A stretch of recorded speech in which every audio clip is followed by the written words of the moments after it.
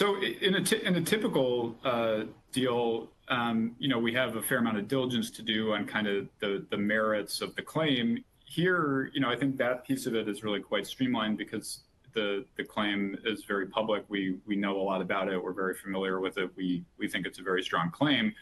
And so really a lot of what we would be doing as part of our initial due diligence with a new client who was interested in this would be to sort of understand as much as we can about what the claim is worth, so that which is obviously a very important factor in figuring out the appropriate size of the transaction. And it's a little tricky because most of the class case has been focused on Alabama. Obviously, there are plenty of people who are not in Alabama and may not have sort of a fully vetted expert analysis telling them what their damages might be. But if we sort of understand the reimbursements throughout the damages period from the blues, we can start to think about, well, what are damages if you assume it's some percentage of those reimbursements?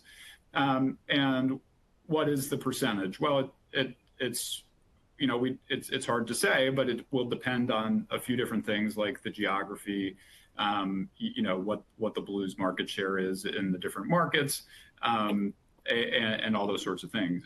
And one of the ways we get insight into that is by speaking with counsel. And so there are a lot of providers who have either already engaged counsel or have been sort of preliminarily discussing with counsel this very decision of whether to opt out, how big is my claim if I do opt out. And in many cases, those lawyers who have been spending a lot of time thinking about the case, talking to clients about what their damages might be, really have a lot of insight and have even done a fair amount of sophisticated modeling to try and give people a sense of how big is my claim. And so, going back to what Ryan mentioned earlier about the timeline, we can do a transaction kind of at any point in time, before or after the opt-out deadline. But for folks who, are trying to accelerate this, a big part of our diligence is going to involve talking to your counsel about things like damages. Another thing, going back to something Ryan mentioned earlier, is what's the litigation strategy, right? Are you sort of going to push this as aggressively as you can and be willing to go to trial to maximize your potential settlement?